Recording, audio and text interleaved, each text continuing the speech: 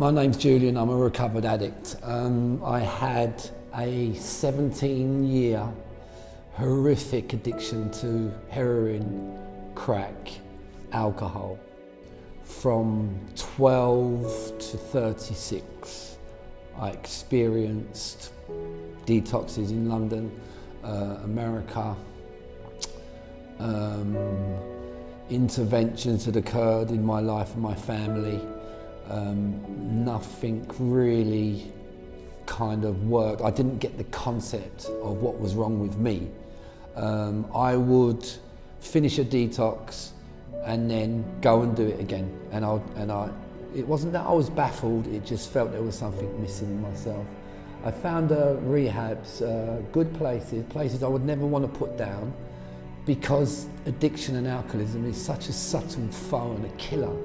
I don't want to really put anyone down, but I'm actually in a place called Safe House in India, and it's spontaneous. What happened for me is what I've experienced here has blown my socks off. But I got 13 years and I had hepatitis C. This is the thing that I want to get across to new members who are maybe looking online or hearing about Safe House, because I want to let you know what they've done, because I got clean in a prison environment. I must say, everybody, I am a trained professional now. I'm a psychologist, therapist, I'm an interventionist, I'm a mediator. My whole life has changed. However, going back to them days when I had nothing and it ripped me my soul apart, and my family, my mother, they were confused.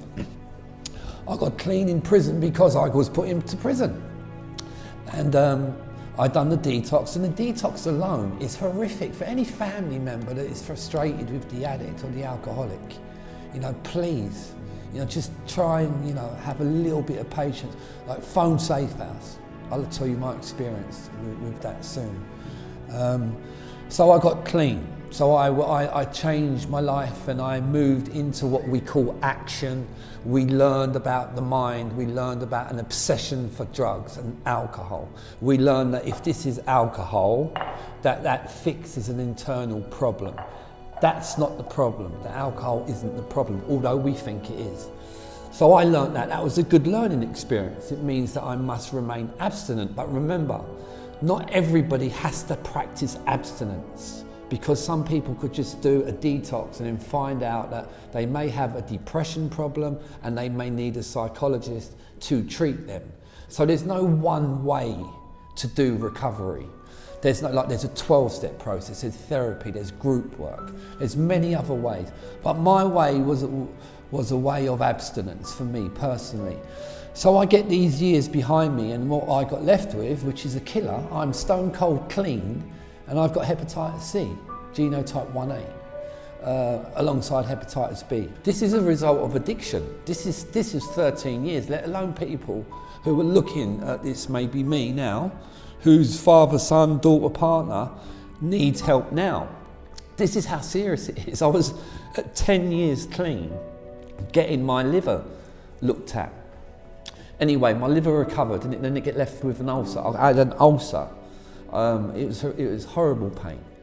And how subtle the obsession was for me was I started taking painkillers over an 8-week period, 9-week period.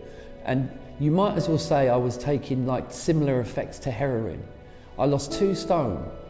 And my family and my daughter said to me, "Dad, like, you're losing weight." And I'm a professional now, and and I was at a place where it was like, I've got to do something. Luckily, it was approximately 10 weeks. And I remember the night, as God is my judge, I remember the night I was thinking, the thoughts that I was having, only I think a family member or the person who's suffering can only understand. The thoughts of death, just the thoughts of anxiety were horrific. And there's me worrying about myself, like what people were going to think of me. And I just looked abroad. I thought I'd like a private rehab abroad, and I don't know what made me think to look at Safe House. I can't tell you. It just come up, and I phoned. No, what did I do first? Yeah, I phoned first, knitting, and then we WhatsApped, and I said to him, I'll need probably a 2 or 3 week detox. I explained that I'm in long-term recovery and this has happened to me. I organised the plane, I'd done the deal. And I must say, he negotiated with me as well. I don't know if that helps or not, but like, it doesn't matter. But he was Nitin was very accommodating and very gentle. And I needed gentleness. I didn't need, any aggression, because there is this underlying anger. I met Nitin at the airport. Now this is where it then moves in. So you've got the story, you've got my story. There's a lot that's happened, a lot of change has occurred. But I was so close to actually wanting to use the drug that I used in the past, heroin. I was so close, so close.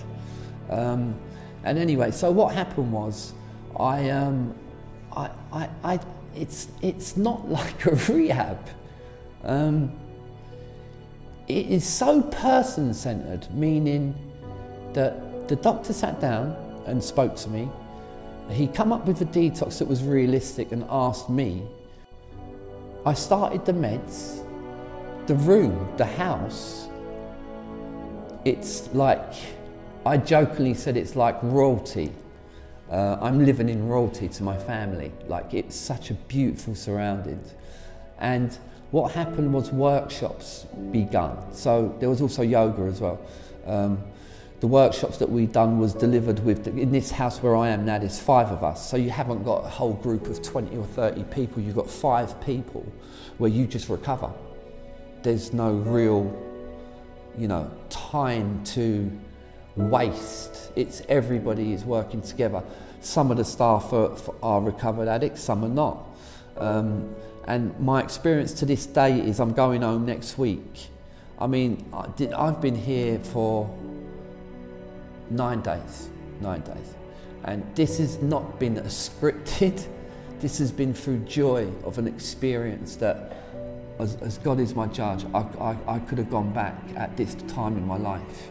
Now I'm hoping, obviously, that this is more for the person who's just, who's just picking the phone up for an admission. But my story was just a little bit different, with having long periods of recovery and then went back because of a secondary problem, and how my mind felt and how the detox helped me, and how I don't want to sound fluffy, but I received a lot of love and care.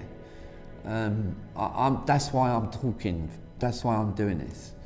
I want people to know that addiction's a killer. I mean, here in India, when I've been out twice, I just see the devastation in certain areas of addiction. This needs to be broadcast. We need to get out there, because when I go home, I'm still dealing with my clients while I'm here.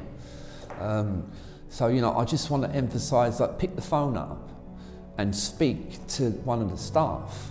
I mean, you've got to remember as well that I've observed a person-centred approach with a family only yesterday with the staff, who'd done an intervention on a client who'd previously relapsed. And the mistake was the family didn't get involved.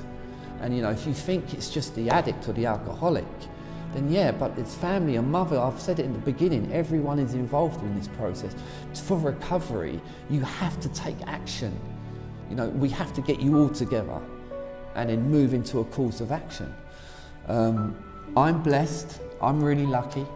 I'm hoping that this reaches somebody, one person, and then in turn maybe phone up Safe House and get an experience for yourself. Thank you.